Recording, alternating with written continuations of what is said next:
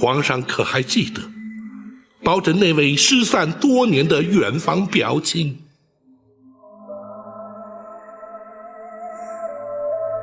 你是说，朕在仁寿宫遇见的那位老夫人？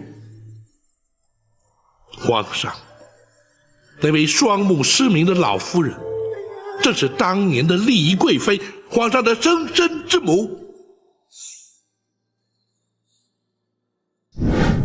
究竟是怎么回事？郭槐去开封府只是作证，你为何不让他回宫？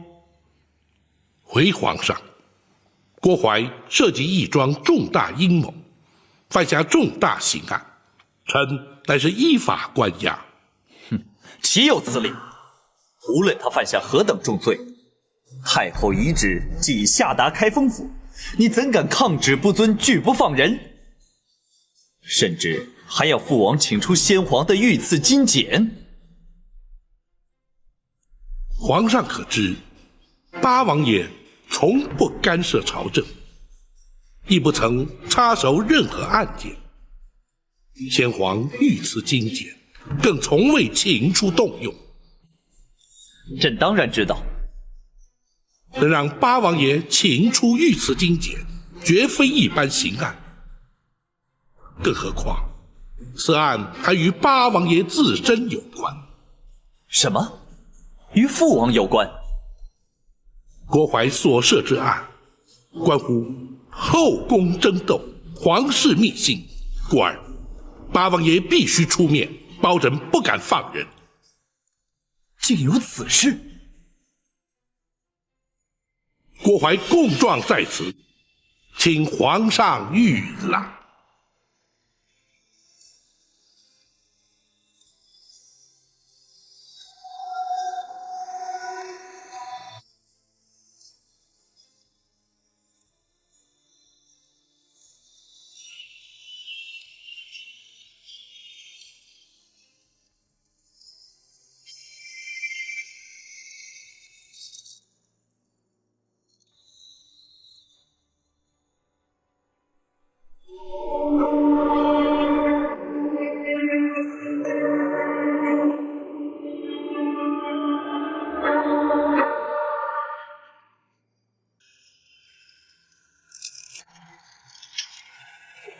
包拯，这供状之上所言可是真的？回皇上，千真万确。那郭槐所作所为，正与太后有关。臣敢请皇上屏退左右。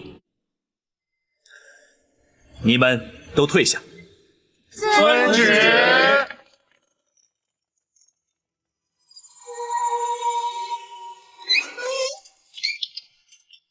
你说。回皇上，当年狸猫换太子一案，太后便是主谋。放肆！你竟敢在朕面前污蔑太后！臣据实禀奏，绝无半句虚假。当年太后与丽仪贵妃同怀龙种，先皇许诺，生下太子便册立为皇后，为图大位，太后方才出此下策。否则，那郭槐不过是一名太监阉人，又怎敢犯下如此大逆不道、惊天动地之案？那金华宫程昱寇诛，因此状铸自尽了。正是。郭槐当堂画押，坦诚罪状，此案已成定案。然而，在这供状之中，并未提及寇诛他舍命救出的婴儿，下落何方啊？回皇上，寇诛将婴儿交给了陈陵陈公公，藏在宫盒之内，夹带出了后宫。啊，然后呢？这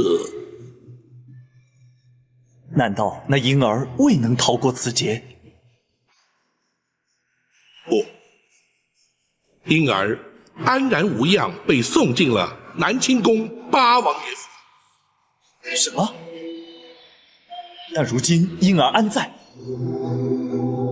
八王爷以皇子之名，将婴儿留在王府之内抚养。且慢，算起来那婴儿与朕同庚，朕只有长兄，并无幼弟，何来以皇子之名留在府中抚养之说？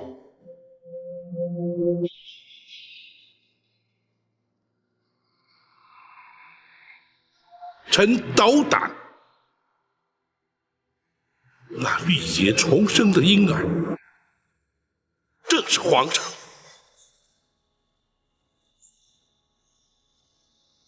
你说什么？当年八王妃狄娘娘也同时有孕在身，却不幸早产夭亡，而且未及呈报。八王爷深知此案兹事体大，为掩人耳目，才假称皇上是狄娘娘所生。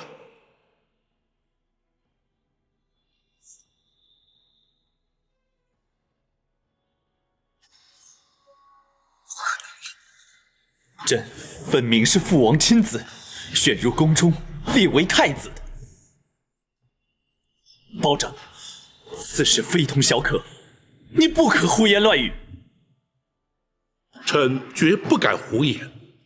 八王爷如今正在王府之中静候，皇上可宣召王爷进宫，当面询问。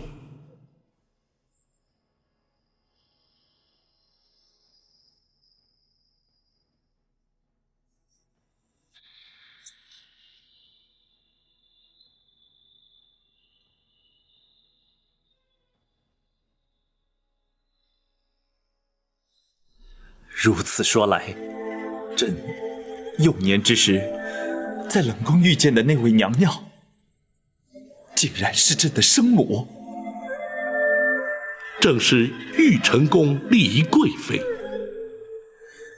她是在冷宫失火之时葬身火窟的。不，是先皇下旨赐死。她已被打入冷宫，为何还要将她赐死？当年娘娘与皇上巧遇之后，八王爷命陈琳将皇上身世告知娘娘。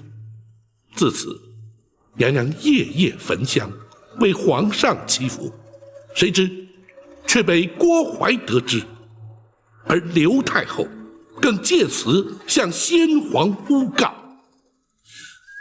诬告什么？诬告李贵妃以邪术诅咒先皇，先皇大为震怒，于是下旨赐死。啊，你是说她是因太后而死？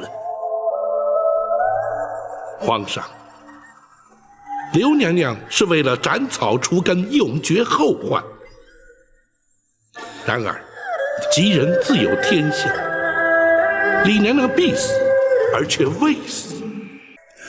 此话怎讲？陈琳奉旨赐死，不忍执行，太监于忠舍命权中，自请替死。冷宫总管秦凤自焚灭迹，瞒过郭槐，娘娘方得死里逃生，远离京城。她如今人在何处？皇上可还记得保枕那位失散多年的远房表亲？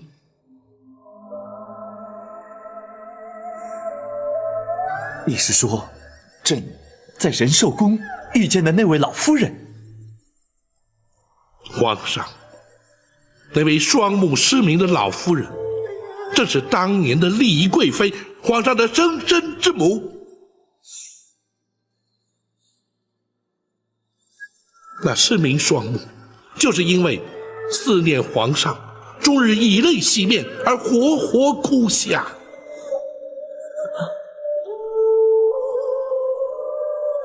如今，皇上对当年狸猫换太子一案的前因后果均已明了，臣恳请皇上下旨，追究刘娘娘之罪，迎李娘娘进宫。包拯，你……李娘娘如今正在府衙之中翘首等候包拯回禀。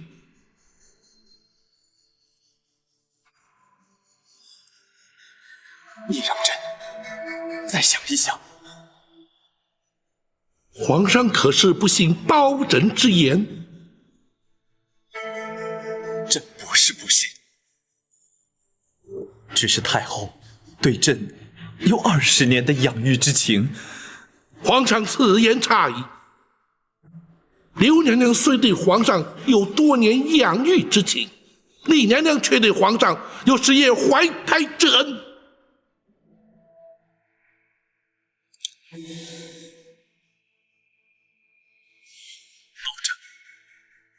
郭槐所犯罪行，你尽可依法惩处。我皇家之事，你就不要再插手管了。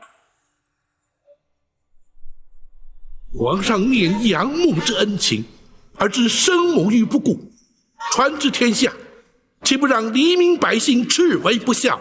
包拯天威人臣，又岂能不闻不问？住口！包拯，你不过是小小的开封府尹，是谁给你如此大的权限？朕不让你管，你就不准再管。来人呐！在，将包拯轰出宫去。遵旨。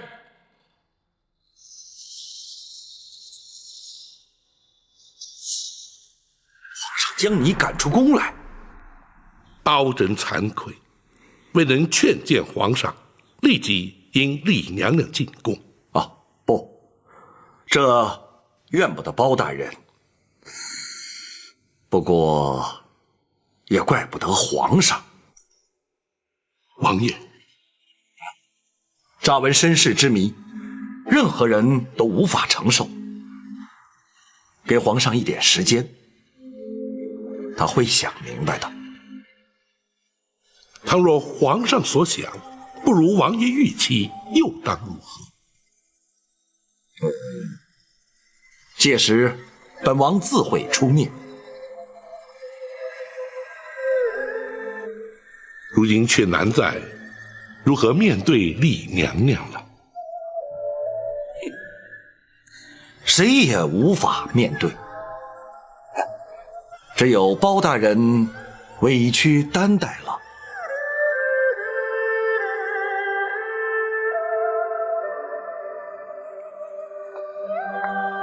大人已将全案禀奏皇上了。郭槐可由本府依法处断。那太后和李娘娘呢？詹护卫在。如今郭槐已被关押，娘娘的安全也已无虞，就让白玉堂先回献空岛。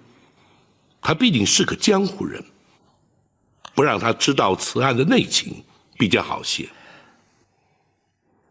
大人要他戴罪立功，为何不带他进宫面圣？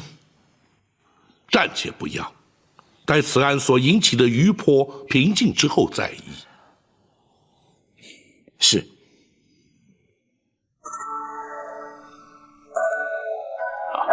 大人，皇上对此案可是另有看法？公孙先生果然心思缜密，本府就知，绝对瞒你不过。皇上的确对是否追究太后之罪，是否立刻引李娘娘进宫，尚有所犹疑。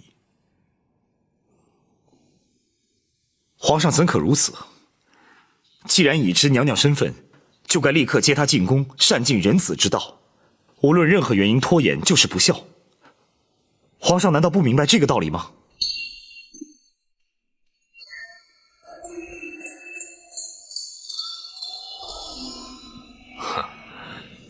或许对皇上而言，生育养育同等重要，而难以取舍。既是皇家恩怨，外人也就难以智慧。公孙先生，请恕展昭不能苟同。仁子孝亲，天经地义。无论是皇上或是平民百姓，岂能有所不同？倘若身为皇上便能不遵孝道，又将如何教化万民？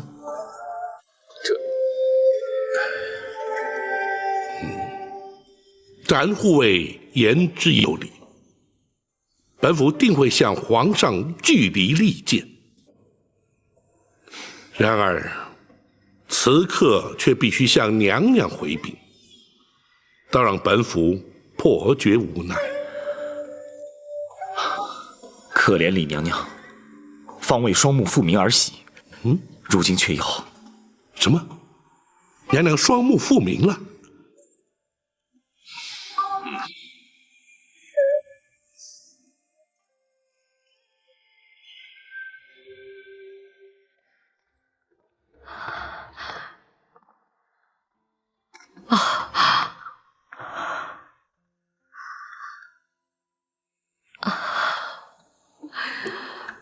宝琴的形象面貌与哀家心中想象的很是接近。臣恭喜娘娘重见光明。哀家的喜事不只是这一桩，能够重见光明固然可喜，能够亲眼看到朝思暮想的皇儿，那才是真正天大的喜事。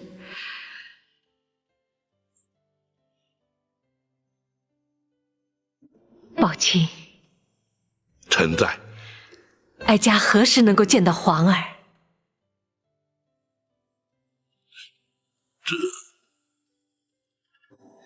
夜色已深，皇上出宫恐怕多有不便。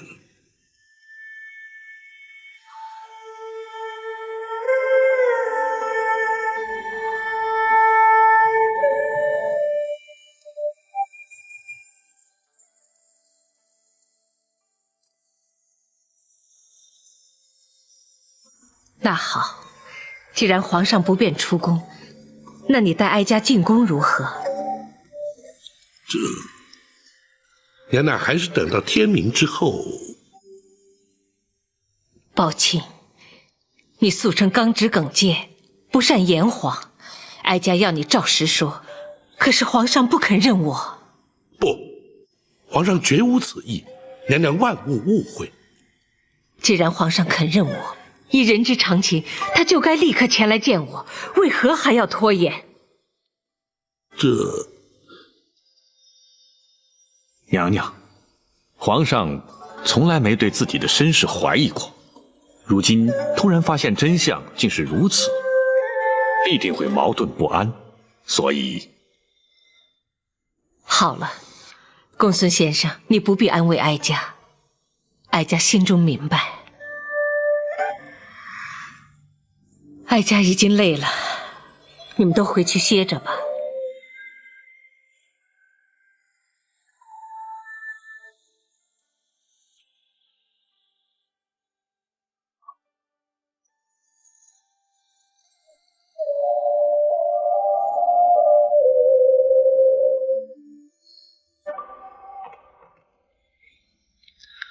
我以后真的要当皇帝吗？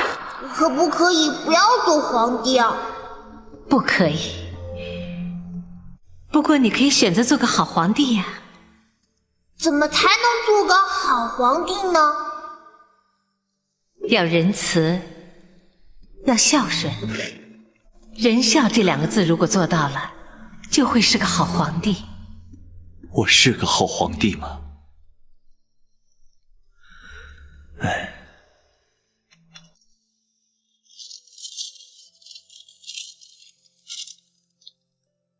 如果真有那么一天，皇上会如何？如果真有那么一天，儿臣必定会痛苦万分，左右为难。生育养育，实在难分轻重。儿臣不会让这样的事情发生的。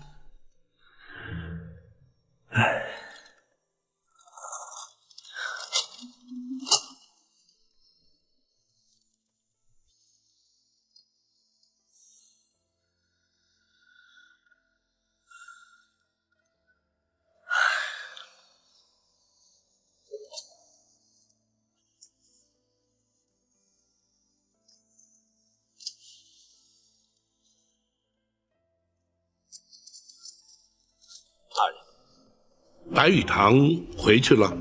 属下要他回陷空岛等候通知。娘娘可曾安歇？没有，娘娘枯坐房中，不言不动。难为她了。大人，展昭有一言，不吐不快。你说，娘娘历经千辛万苦，忍受无比煎熬，如今总算可以平反，皇上却多有顾忌。展昭想尽娘娘心中之苦，已忍无可忍。展护卫，公孙先生，本府要听展护卫说下去。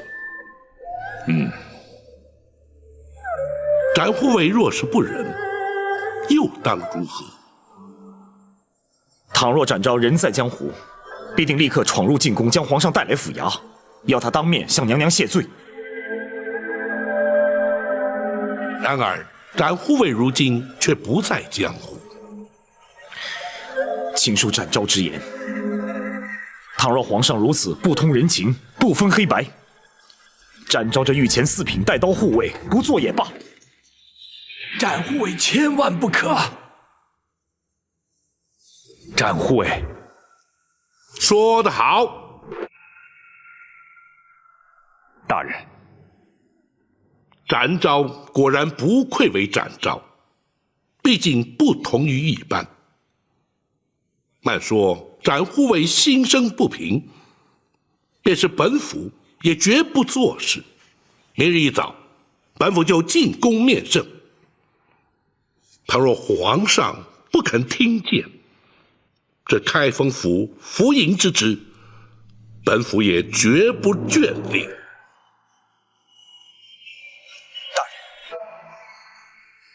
本府虽不若展护卫可以重返江湖，但若回到泸州老家，耕读一生，又有何不可？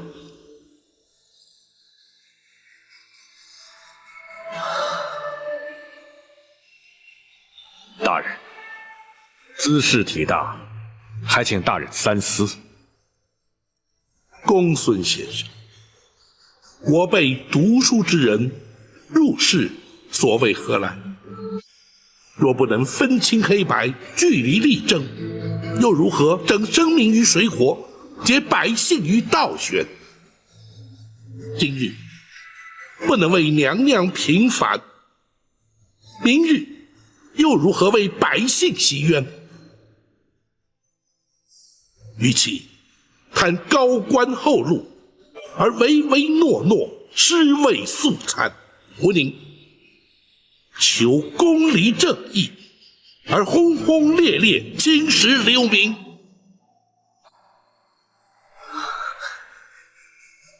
大人的教诲，学生终生不忘。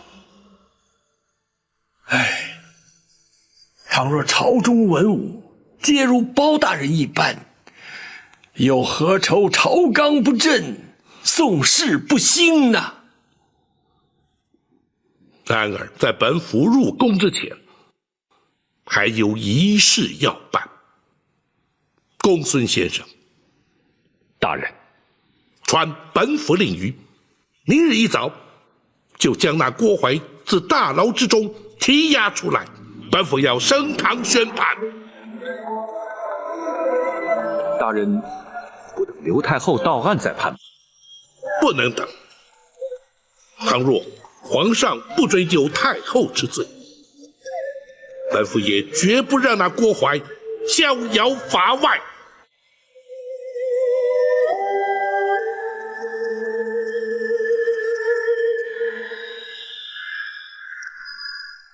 堂下听判。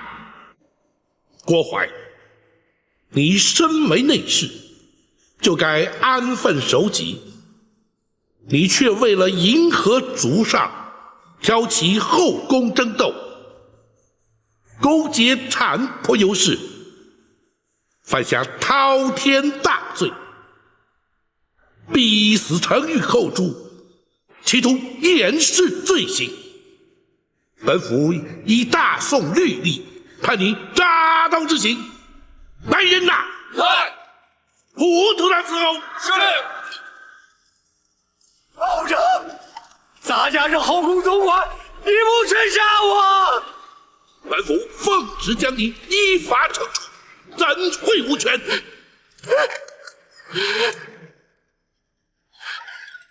开闸！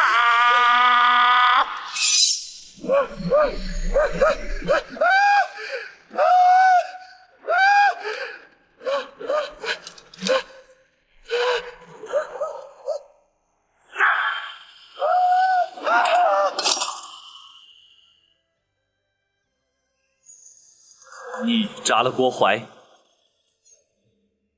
回皇上，郭槐罪不可赦，臣是依法而行。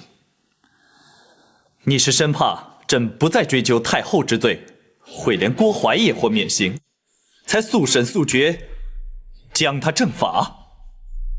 皇上明鉴。朕说过，只要你不管太后之事，郭槐任你处置。启奏皇上，臣不能不管。你当真不肯撒手，非要管我赵家私务？你可知道昨夜朕在生育之恩与养育之情之间的矛盾挣扎是彻夜难眠？难道你非要逼朕不可吗？皇上，李毛换太子一案，绝不仅是赵家私务，而涉及皇室道统、大宋国主。废刘太后而因丽姨娘娘，也绝不仅是皇上私情，而关乎人心教化、社会伦常。皇上自诩以仁孝治国，若是己身不正，又将何以正人？保朕纵有天胆，也不敢逼迫皇上。然而，如今刘太后已是罪证确凿，皇上若是不下旨将她治罪，恐将难渡天下悠悠之口。包拯，难道你就不怕朕革了你的官职？皇上莫说要臣的顶上无上，便是要臣的项上人头，臣也绝不能让皇上背负着不孝的千古骂名。包拯，你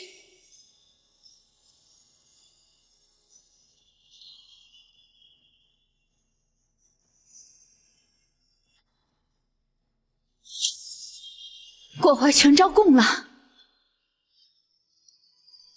除此之外，朕也已知道，那位双目失明的老夫人，就是当年冷宫的李贵妃，也就是朕的生母。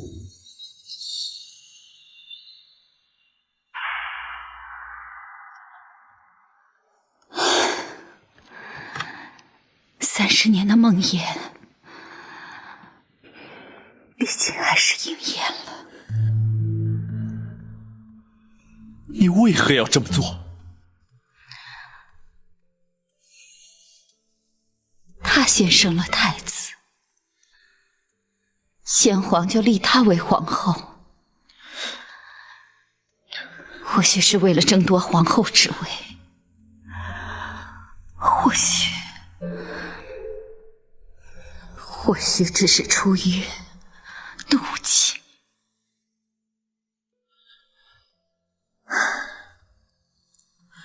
她是你在宫中唯一情同姐妹、互相扶持之人，你为何要妒忌于她？勾心斗角、争权夺利，在后宫不足为奇。眼里看的是这些，学的也是这些。你是皇帝，永远也无法明白权势有多重要。朕的确不明白，可是朕却明白做人之理。若不能诚心诚意与人交往，若终日必须尔虞我诈，纵有权势，又有何用呢？就因你当初一念之贪，夺去了多少条性命。20年来，一直把你视为身生之母，如今你却让朕陷入天人交战的两难之境。你要朕如何抉择？你又将如何自处啊？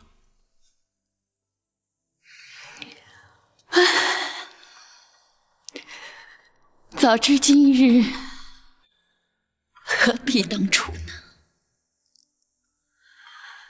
皇上既然到此将一切说明，想必已有所决定了吧？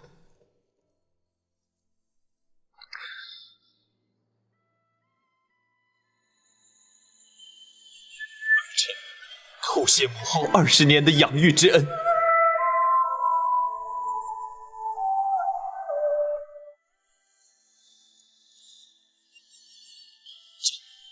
会亲往开封府，迎接朕的生身之母入宫。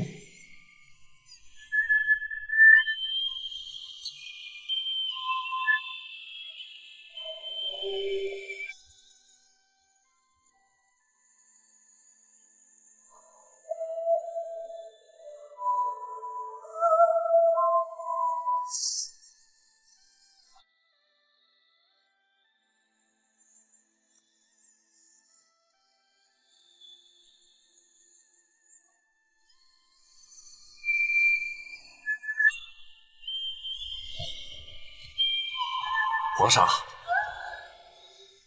父王，皇上，如今身世已然大白，本王不再是你的父王，而是你的皇叔了。奴婢叩见皇上。亚父请起。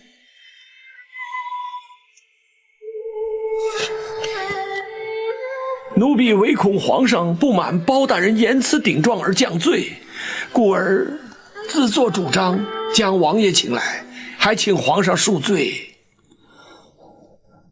包拯直言敢谏，朕并没有怪罪于他。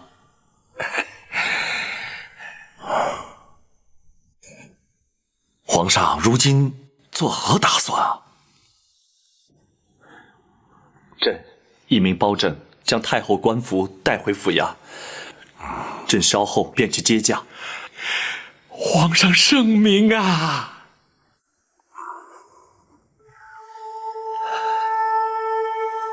父王，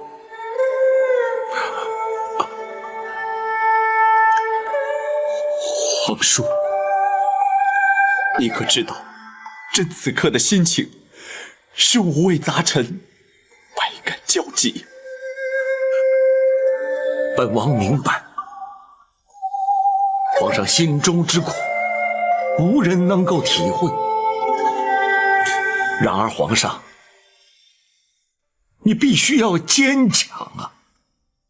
皇上，皇上，太后，太后，太后怎么样了？你快说呀！太后她悬梁自尽了。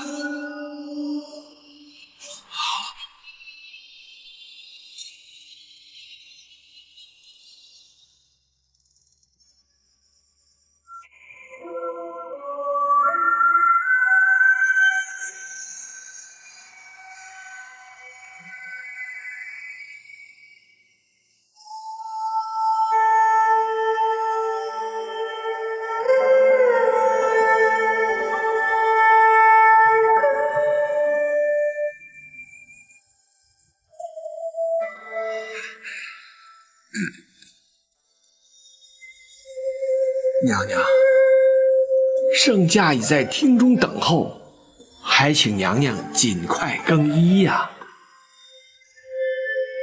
陈公公，一定要哀家更衣吗？奴婢不敢。可是皇上来接娘娘进宫，娘娘换上太后服饰，才合后宫礼仪呀。战护卫，展昭在。你说哀家该不该换？娘娘心中虽对皇上不满，但如今既已拨云见日，娘娘思念多年，终于如愿以偿。展昭以为，是否更衣换装并不重要，娘娘去见皇上，却是势在必行。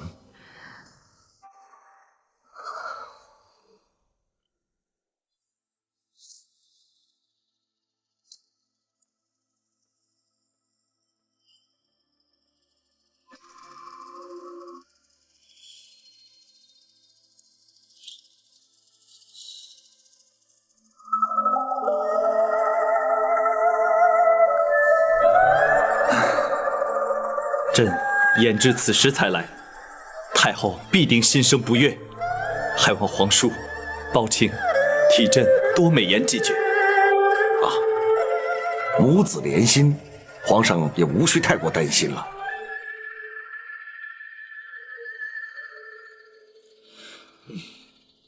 抱歉。皇上，秦恕包拯不敢过问皇家事务。你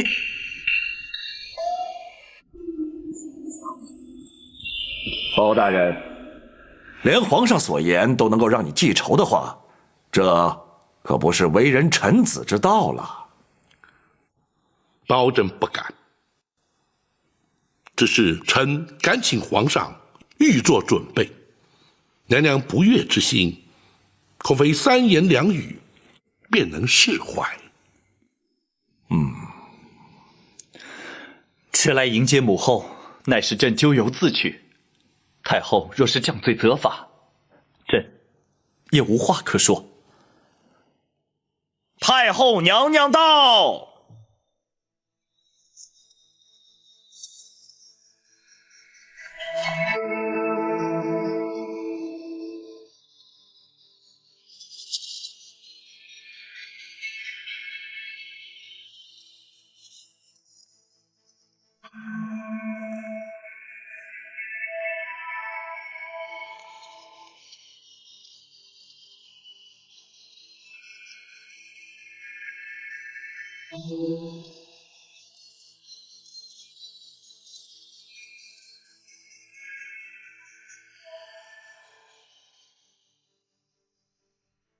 陈琳，先扶娘娘坐下，有什么话慢慢说。是。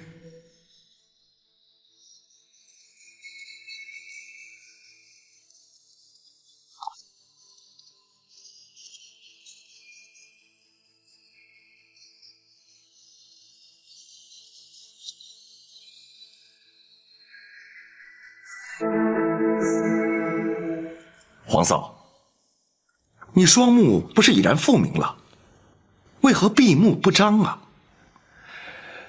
皇上，娘娘不肯更衣换装，奴婢实在没有办法呀。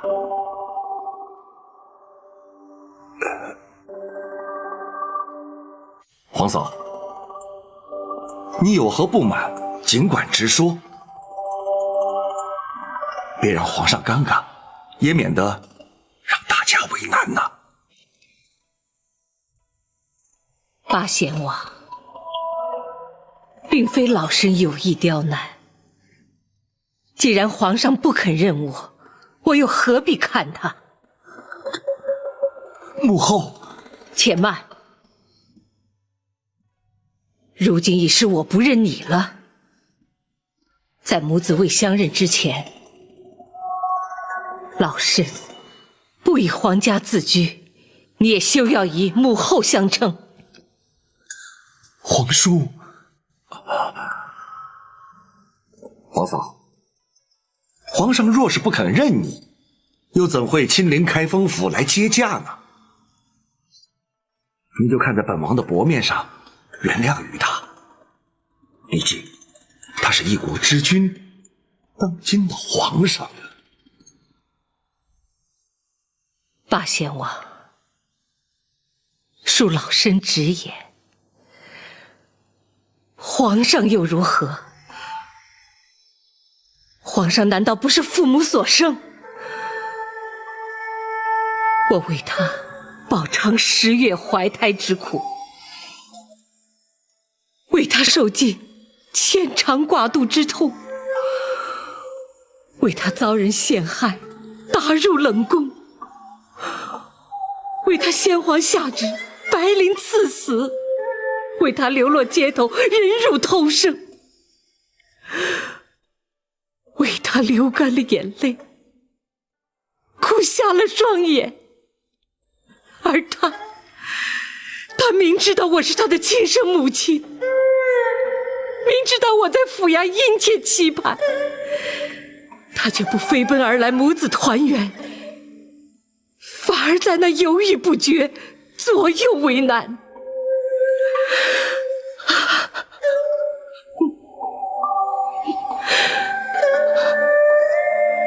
此情此景，怎么不叫人痛心疾首？老身又怎么能够原谅他呢？儿臣该死，让母后饱受折磨，儿臣罪该万死。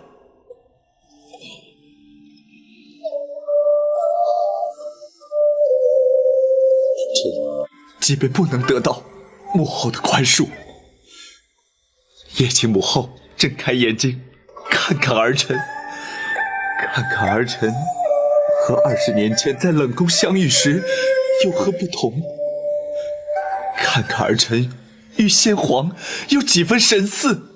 母后，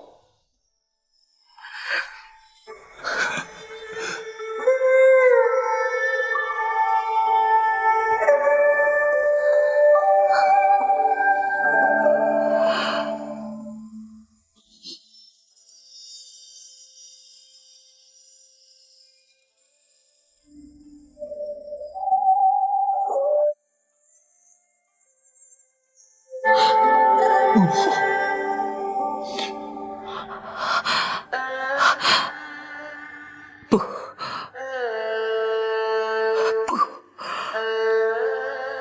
不能就这么简单。倘若就这么轻易的饶恕你，普天之下为人父母者，又怎么敢生儿育女？这人伦二字，岂非荡然无存？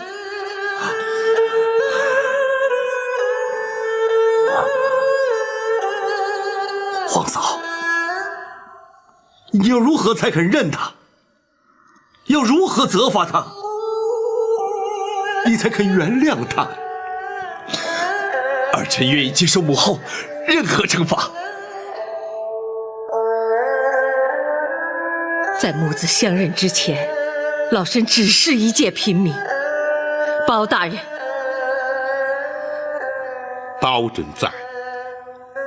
倘若民间百姓犯了不孝之罪，该是如何惩罚？娘娘，不论如何惩罚，若要想老身认他，除非包大人先依法办他个不孝之罪。宝琴不得推脱，朕命你立即升堂，将这一不孝之罪究办，不得有误。臣遵旨。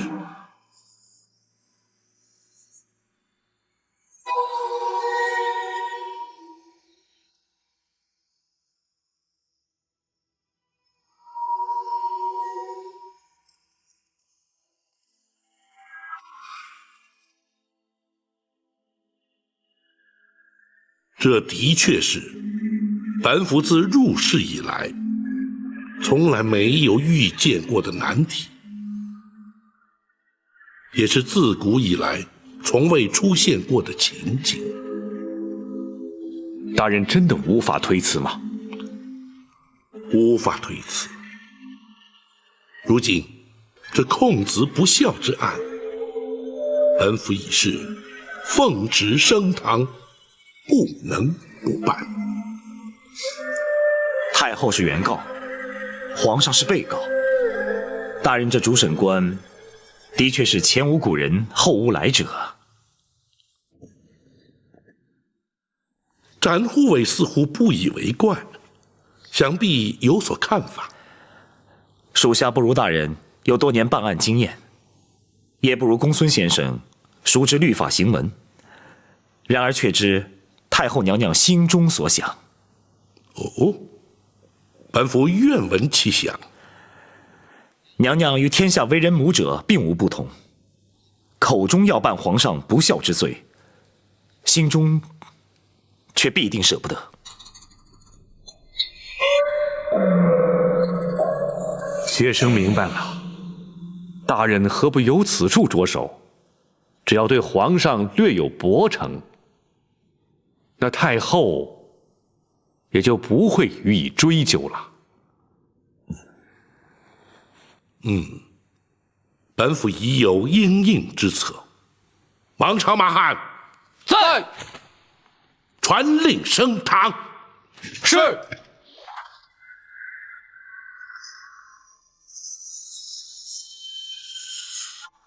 开封府福营包拯叩见皇上。平身。谢皇上。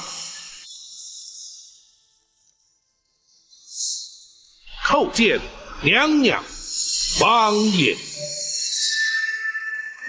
包大人请起。谢娘娘。来人呐！在。升堂。是。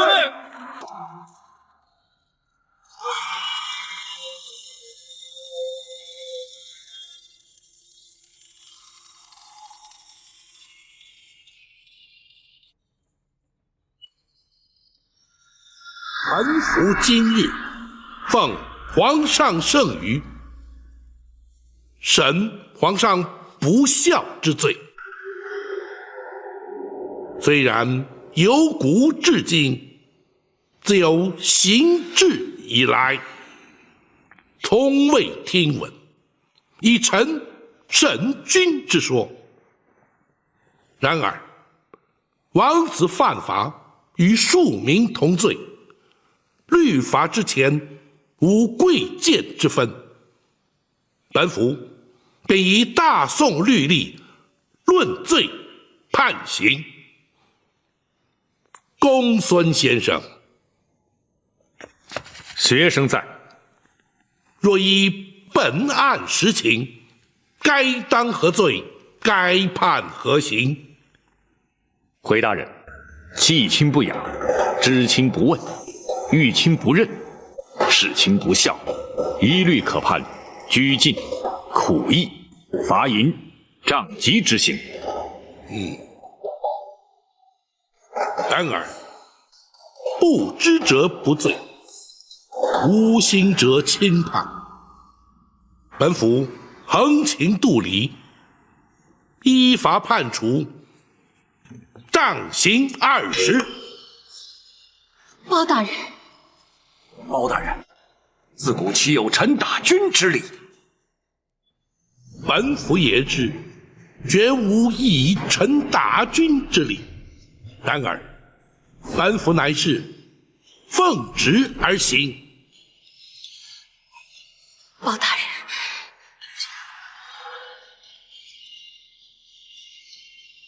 皇上，无妨，包青，你就依法行刑吧。臣遵旨。来人呐！在。为皇上宽衣脱袍。是。不得无礼。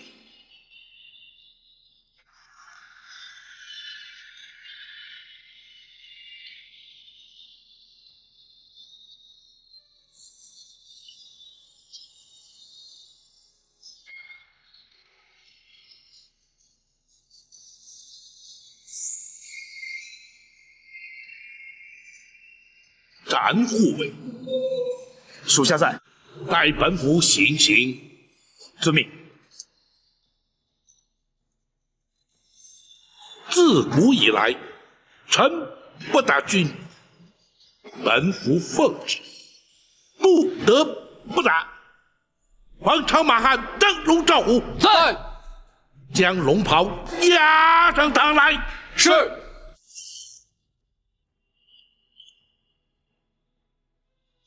如今，本府仗打龙袍，如同打军。行刑！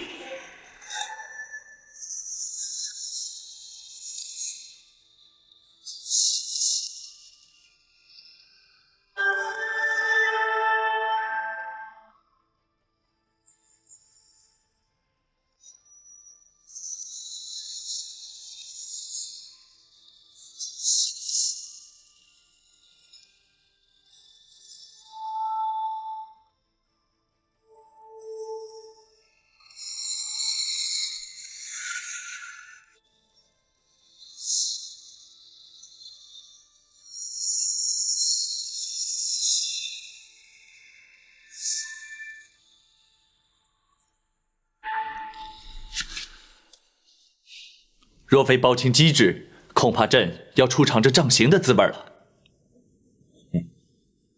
臣万万不敢。皇上，白玉堂入宫盗佩，只是一时冲动。如今他已经将功补过，还请皇上特赦免罚。那是当然，太后与亚父受他保护，足以将功折罪。谢皇上。如今幸得母后相认，其实真正该赎罪的，应该是朕。回宫之后，朕立刻下诏罪己，让天下臣民百姓以朕为戒，恪守孝道。好，皇上能以仁孝治国，是乃朝廷之幸，万民之福啊！还有那寇珠、秦凤和于忠，朕要为他们建碑立祠，以彰忠义之风。皇上圣明。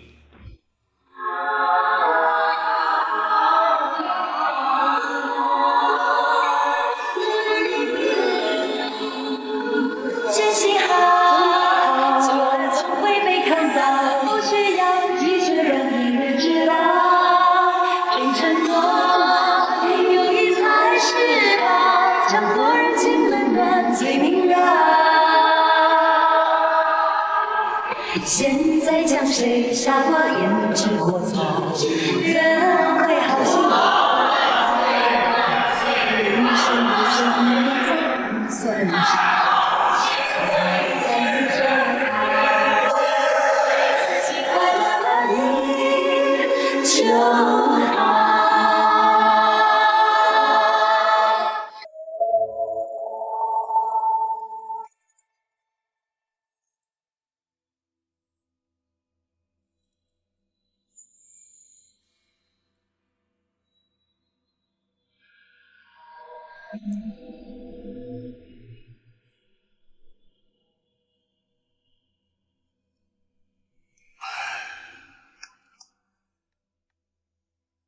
朱笔一勾，就是一条人命。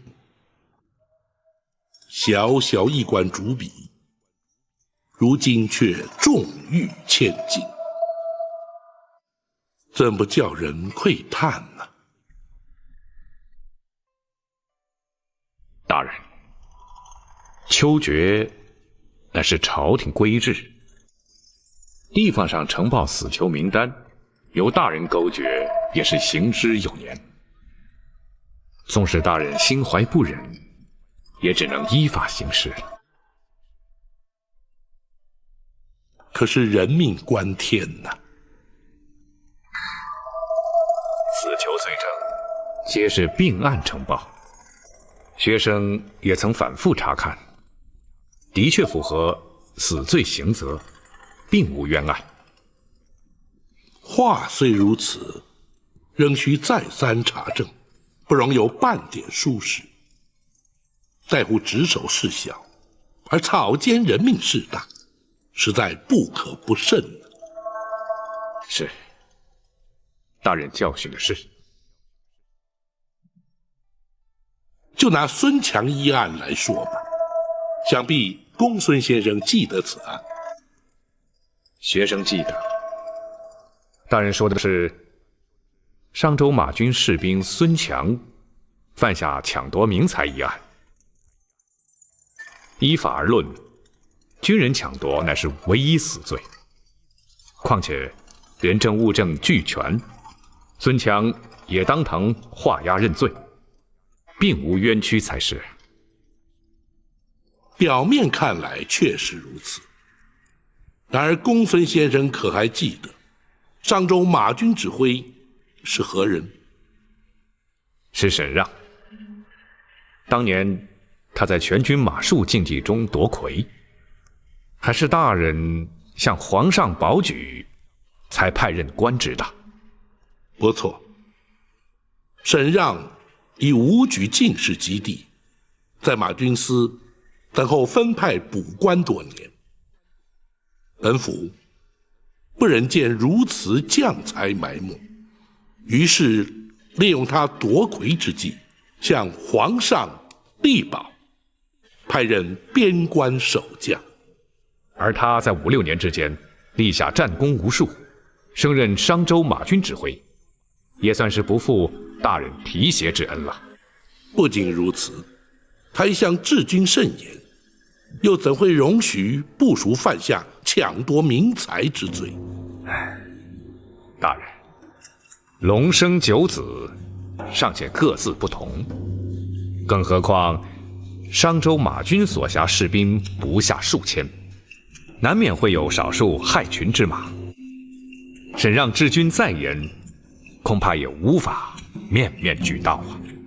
此案虽然证据确凿，然而未见犯案动机，原因又何在？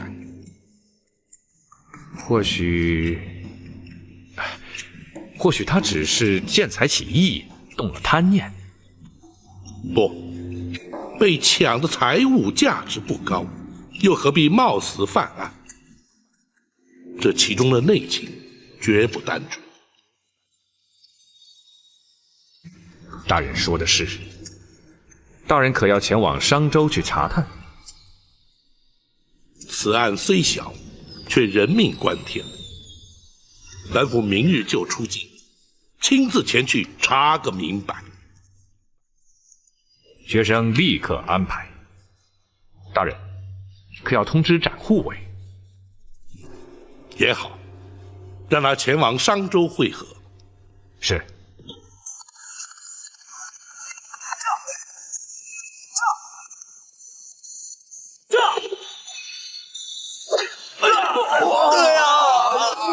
给我绑起来！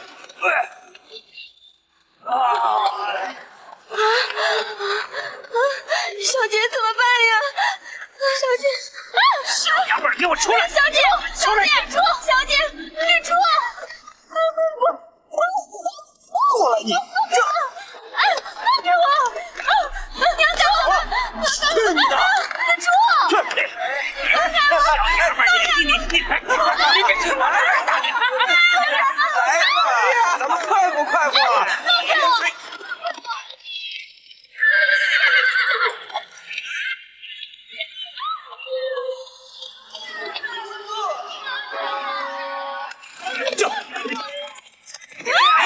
小姐，救命啊！别动！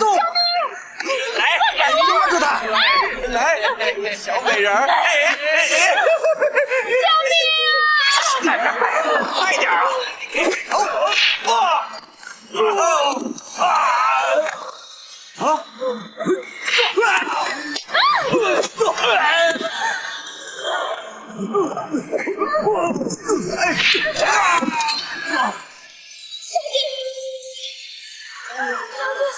你竟然是……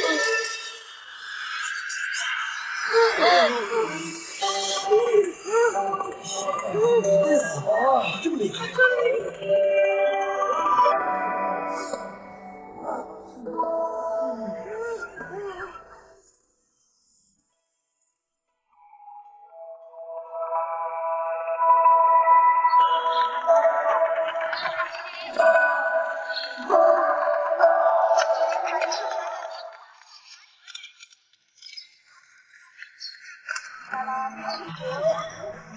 注意，别让任何人接近。是。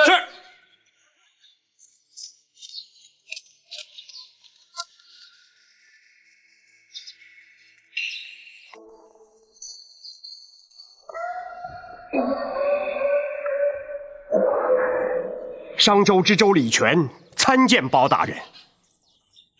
李大人免礼。谢包大人。本府循例前来商州查访民情，李大人就无需多加招呼，尽管匆忙去吧。不，商州隶属开封府管辖，包大人是下官的直属上司，下官岂敢怠慢呢？如有涉及地方官府之事，本府自会知会李大人，不必因本府前来而影响州衙公事，否则岂非造成地方困扰？那就非本府之本意了。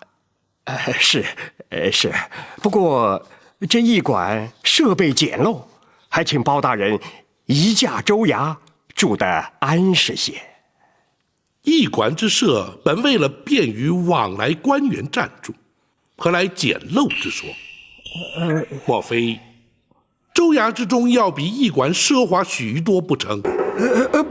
不是，下官只是想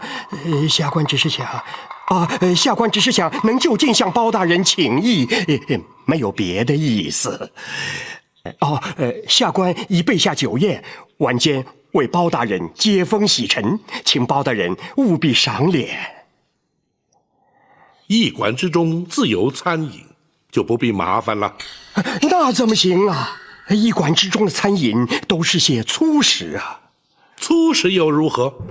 他人吃得，难道本府就吃不得？当然，包大人廉洁简朴，世人皆知。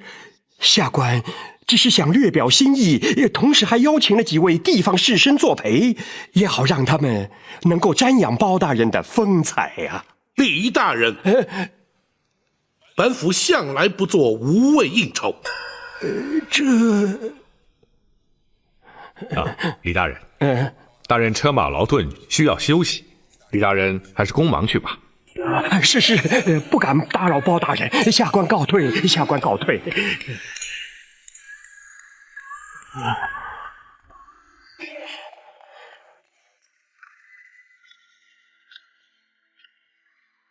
哼，地方官吏竟有如此陋习。大人无需介怀，有时地方官吏也是情非得已，尤其一些所谓的京畿大员，到了地方难免会有些虚索，他们也不得不加以应付。上行下效，奢靡成风。倘若官场之中尽皆如此，岂不令人忧心呢？大人因何不向李全提及孙强一案呢？不急，待张龙赵虎打探出孙强的行事为人、身家背景之后再提不迟。是。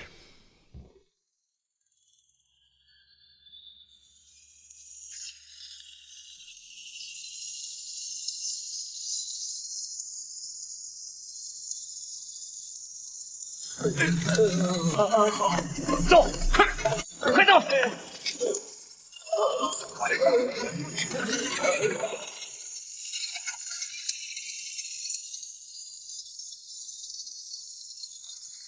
喂，我家小姐想知道你是干什么的。在下只是凑巧路过。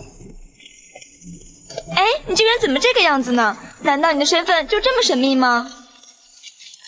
玉珠，算了，他不想说，你何必勉强他吗？是，小姐。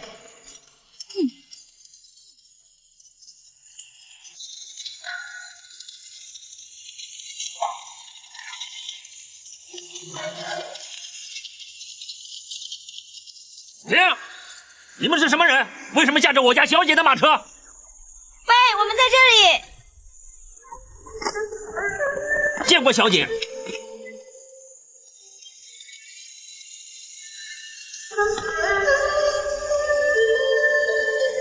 他们是来接你的。是。那就没有在下的事了。谢谢你救了我们。路见不平，拔刀相助，理所当然。告辞。我叫小蝶，请问公子怎么称呼？萍水相逢，又何须互通姓名呢？保重。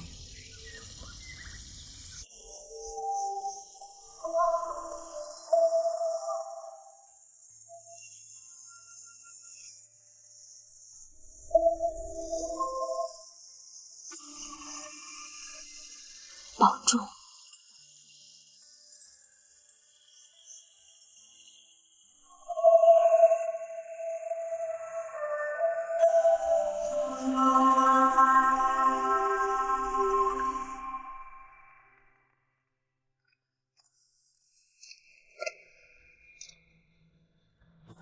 大人，属下来迟，还请大人恕罪。不，本府临时起意，仓促成行前来商州，倒是打扰了展护卫在陷空岛做客啊。陷空岛无属皆是江湖豪杰，热情邀约，展昭只怕耽误了大人的公事。倒也无妨，商州乃是开封府辖地，本府例行查访本无大事。只是一名秋决人犯孙强所犯之案尚有些疑点，有待厘清。可有属下效力之处？张龙、赵虎已去坊间打探消息，回报之后，再请大人做定夺。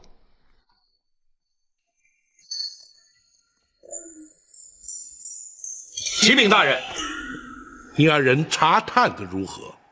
商州的百姓对孙强被判死刑都不忍心。这却为何？因为孙强是人人皆知的一位孝子。他的孝子之名是由何而来？回大人，孙强尚未娶妻，家中只有一位年迈的老母与其相依为命，每月所领的军中饷俸全都孝敬老母，而他自己的生活却十分的简朴。那他怎会犯下抢夺民财之罪？回大人，那就没人知道了。自古以来，忠臣出于孝子之门。那孙强既是孝子，又怎会做出违法之事？这其中必有隐情。大人可要传礼权前来问话？不，暂且不动声色。明日一早，本府直去州衙直问你答。展护卫在，你无需前往州衙。明日你率张龙、赵虎前去探望孙强寡母，在本府稍加抚慰，同时探探知州礼权政绩如何，商州军民之间相处如何，有无特殊势力？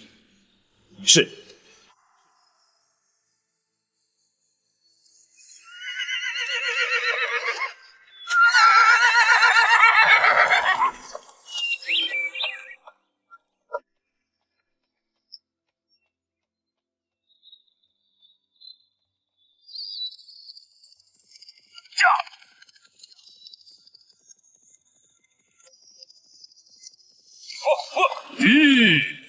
将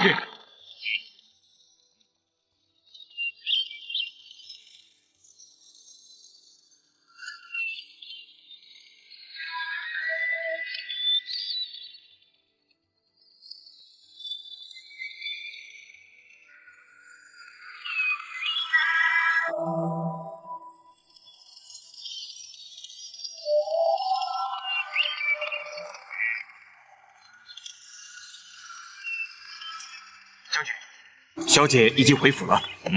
回来了就好。不过，小姐在路上遇到了强盗。什么？将军放心，小姐安然无恙。这丫头就是不听话。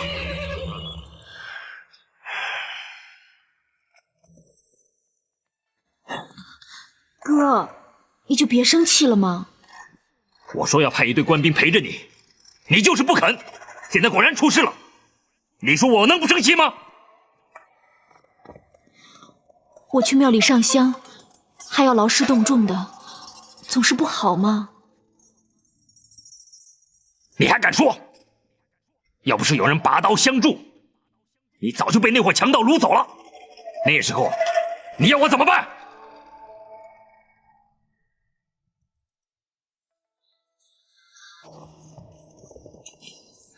那个救你的人是谁？住在什么地方？我要去好好谢谢他。他没有留下姓名。他是你的救命恩人，你怎么能不问清楚呢？小姐问过了，可是那个人就是不肯说，而且态度傲慢极了。要不是他救了小姐呀，我一定会狠狠骂他几句。绿珠又胡说。这回是你运气好，以后一定要听话，知道吗？是，沈将军。这里是商州，如果连你都出了事，我这商州马军指挥岂不是丢人丢大了吗？哥，原来我的安全还没有你的面子重要啊！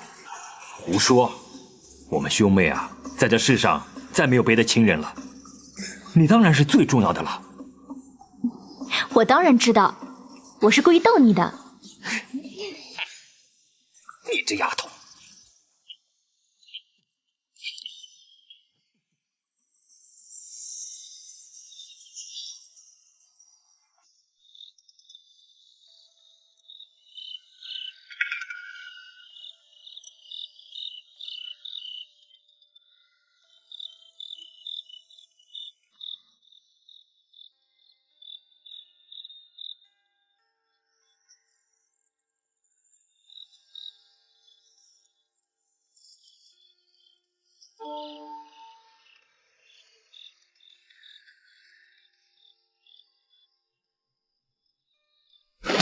来，我的！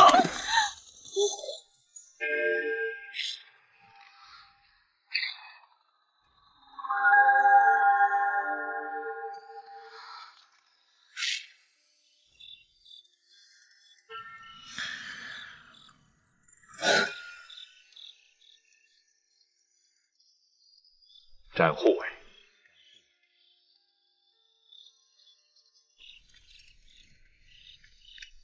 展护卫，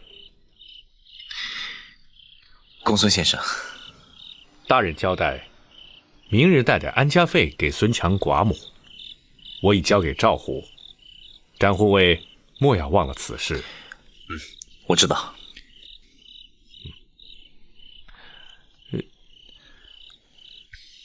展护卫可是心中有事啊？我没事。公孙先生，早点休息吧。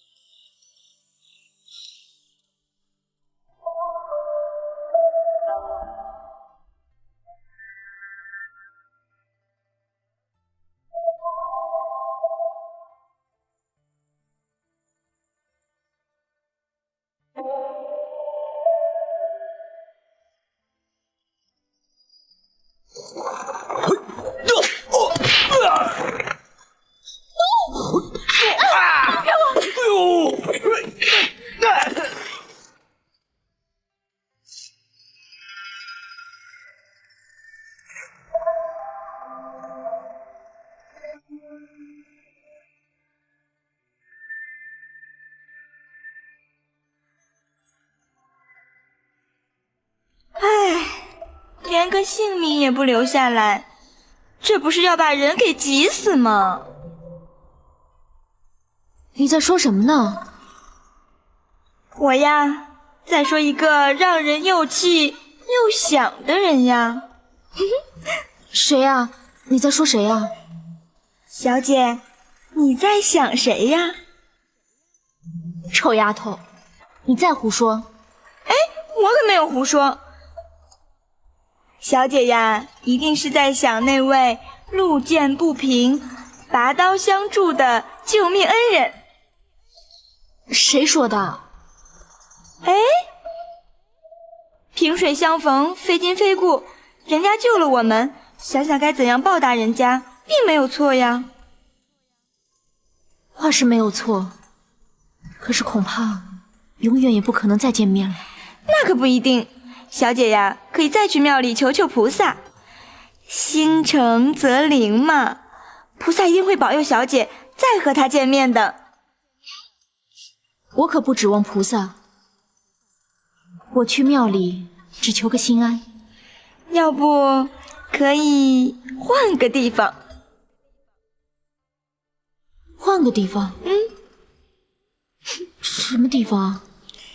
让有情人终成眷属的月老祠。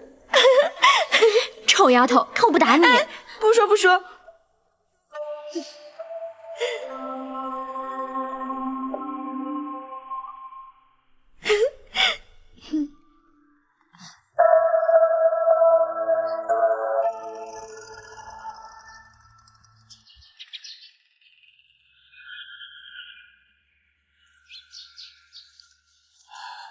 包大人，你是要重审孙强一案？不错。可是孙强已经认罪了呀。然而本府却认为其中另有蹊跷。那包大人是要下官重审？当然，此案发生在商州，你身为商州知州，职责所在，当然由你来审。然而，本府却要随堂听审。啊，这怎么？难道本府就听不得？不，下官不敢，这只是一桩小案，怎敢惊动包大人亲临公堂呢？住口！人命关天，怎可说是小案？难道在你李大人的眼中，那孙强一条性命就如此不值一顾？不，下官不是这个意思，下官是说，李大人，既然没有草菅人命之心，何不就以大人之命重审此案？是，那是当然。不知包大人要何时重审？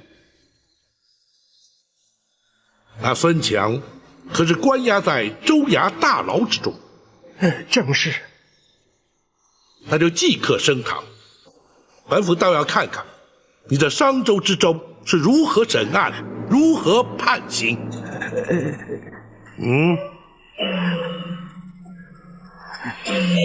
是，下官遵命。包大人，请。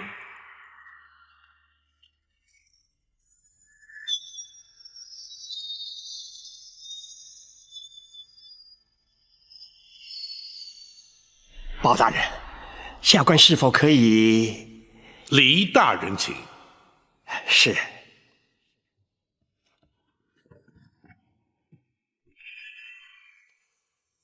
带人犯孙强。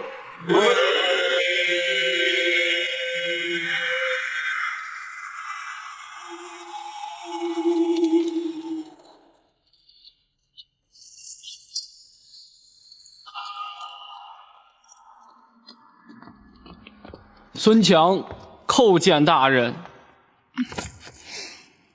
孙强，你犯下抢夺之罪，你可认罪？小人认罪。你身为军人，抢夺他人之财，那是死罪，你明白吗？小人明白。本州依法判你死刑。呈报开封府勾决之后，于秋后处决。你是否还有话说？小人无话可说。好，那你就在大牢之中等候批复。来人！大人，把孙强还押大牢。是。且慢。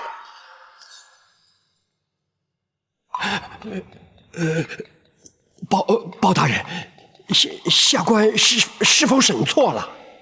对错与否，姑且不论。李大人为何不问？他为何犯下抢夺一案？怎么？难道李大人认为不该问吗？该问，下官立刻就问。孙强，你为何要抢人财物，还不从实招来？回大人，小人家中有高龄寡母，没钱奉养，所以才出此下策。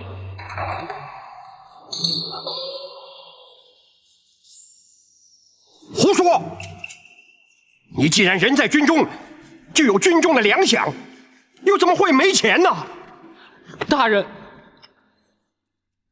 军中已有半年，只发粮不发饷了。岂有此理！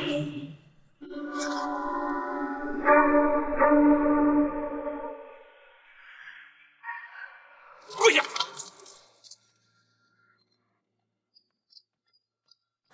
孙强，军中怎会有半年之久有粮无饷？你且细说明白。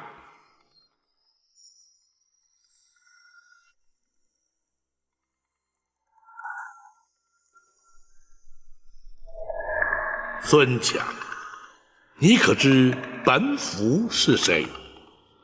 回大人，小人不知。本府乃是开封府府尹包拯，你可曾听过？是包青天，包大人。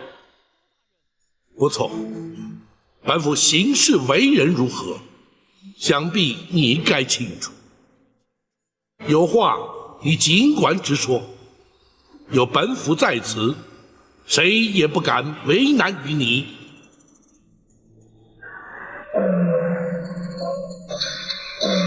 孙强，包大人的话你都听到了吧？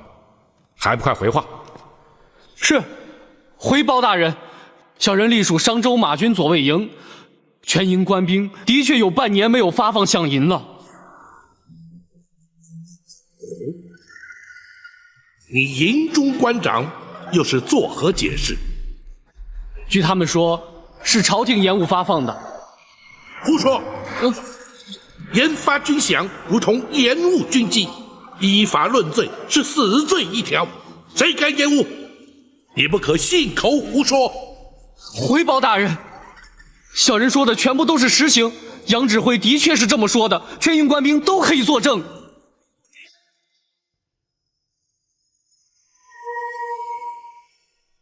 李大人，下官在。这杨指挥是何许人？平日官评如何？回包大人，此人名叫杨豹。至于官评嘛，军防之事，下官实在是不便过问，所以如此说来，你是毫不知情了。是啊。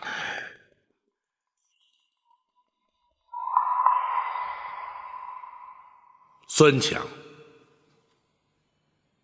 无论你是为了什么理由犯下抢案，违法犯罪却是事实，你可明白？小人明白。李大人，下官在。研发军饷的真情如何？本府自会查明。你且先将孙强收押看管，听候本府裁夺。是。来人！大人，把孙强押回大牢。是。走。李大人在。研发军饷足以动摇军心，甚至造成兵变。如今恐怕更不是你口中所谓的一桩小案了。是下官一时失察。你身为地方父母官，怎可如此草率办案，轻贱人命？倘若因你草草结案而造成巨祸，你又该如何担待？而俸而禄，皆是民脂民膏，如此蛮憨糊涂，你又有何颜面上对朝廷，下对百姓？下官知错了，请包大人惩处。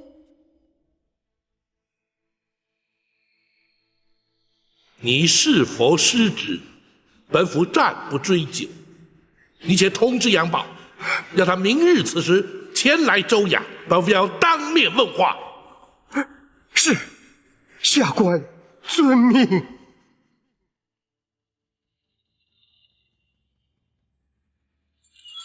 小姐好威武哦，好棒好棒！哦，小姐真漂亮，小姐太棒了！哦，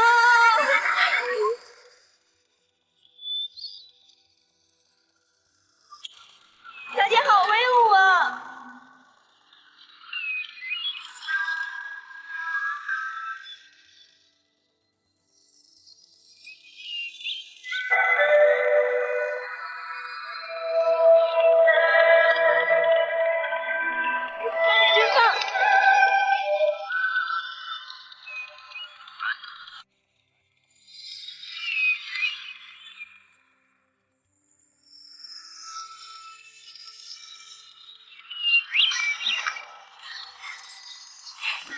小姐，你在马上的英姿好威武哦！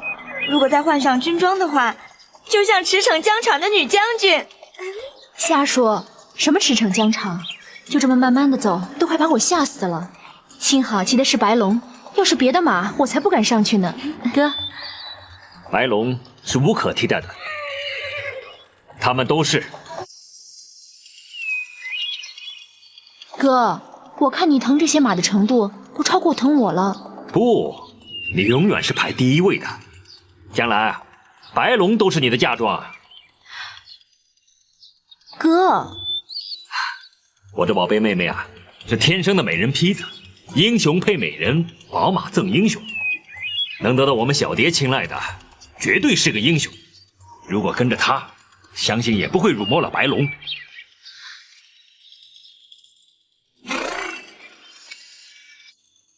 哥，瞧你说的，好像一般人在你心目中还比不上那些马。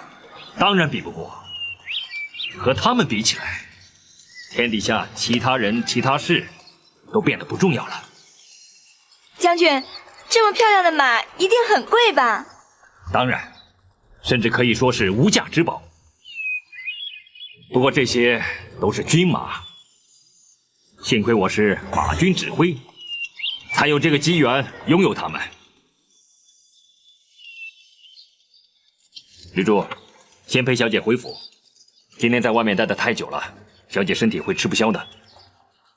哥，你以为我是纸做的呀？我倒希望能够每天出门，一直闷在家里，没病也闷出病来了。好了好了，日后再说吧。武进在，送小姐回府。是，小姐请。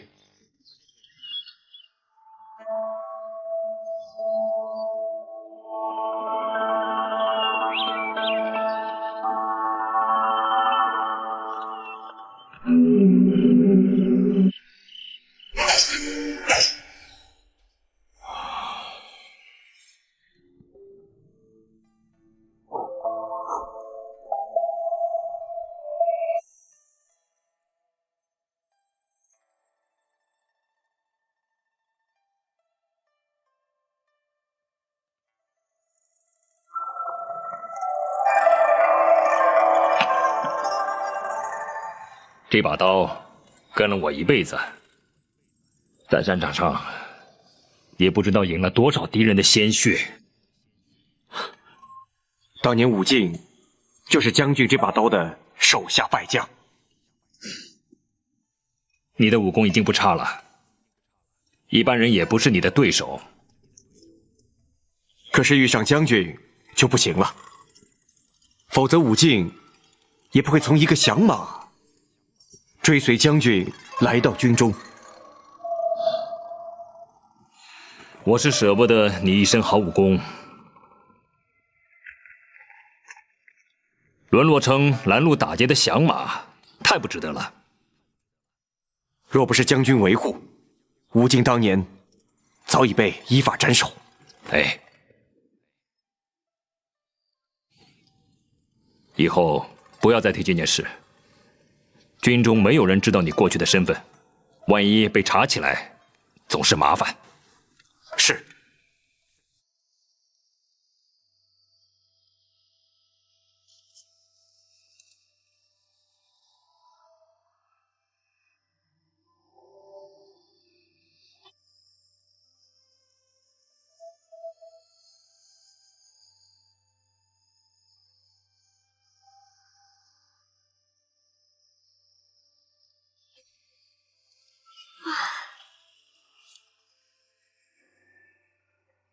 哇，真漂亮呀！这两只蝴蝶像是活的一样。小姐，这个画儿有名字吗？你可以叫它蝶舞。蝶舞，两只蝴蝶在跳舞。一只是雌的，一只是雄的。小姐的名字里有个蝶字，那么这只雌的一定是小姐了。那雄的呢？小姐，你肯定心里没有想着什么人吗？绿珠，你又来了。这也没什么嘛，男大当婚，女大当嫁，说不定再过几年我也会想呀。绿珠，你这丫头还真不知羞呢。小姐，其实那个人真的挺不错的，武功又好，又肯帮主人。小姐可以向将军说说，让他到军中闯出一番事业来。只怕人家还未必肯做官呢。不做官也行，就让他做姑爷吧。绿珠，小姐跟他真的很般配嘛。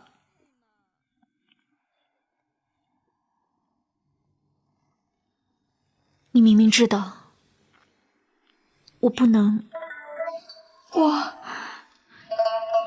小姐，我不是故意让你难过的。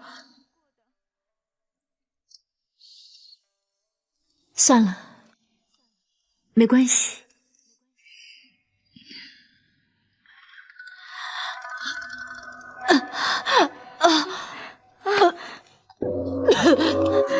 小姐，小姐，小姐！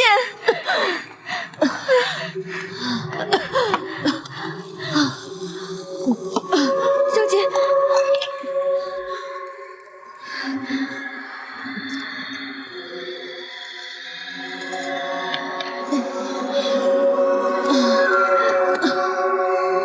小姐，你先忍一忍，很快就会发挥药效的。没事，没事。小姐，你这个病就真的治不好了吗？从小带来的病，几乎看遍了所有的大夫，这是迟早的事。小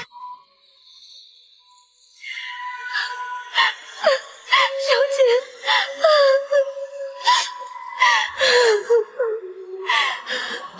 傻丫头，你哭什么？大夫说我能够活到今天已经很不容易了，你还有什么好哭的？老天爷简直太不公平了！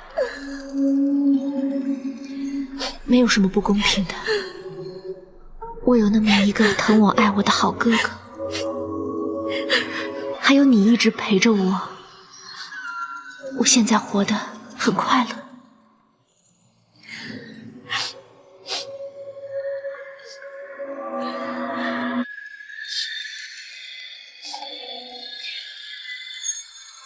呀，小姐，花都弄脏了，这怎么办呀？别管它，脏了就扔了吧。那多可惜呀，这刚刚画好的花。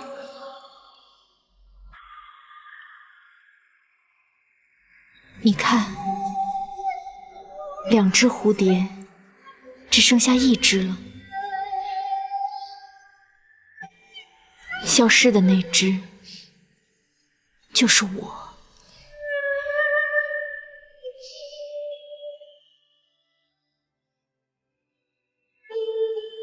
你说我心里能有人吗？小姐，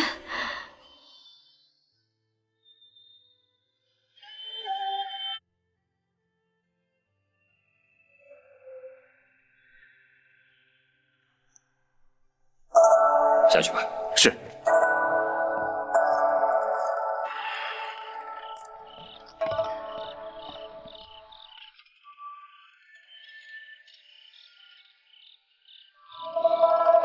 将军，小姐睡了吗？是。你哭过了。将军，小姐的病就真的治不好了吗？怎么，她的病又犯了吗？而且又吐血了。真是苦了她了。将军，就真的没有一个大夫能治得好小姐的病吗？什么大夫都试过了。看着小姐整天忍受这种痛苦，我真的恨不得能替她承受。你好好照顾她就行了，而且尽量让她快乐一点。大夫说，她随时可能……啊！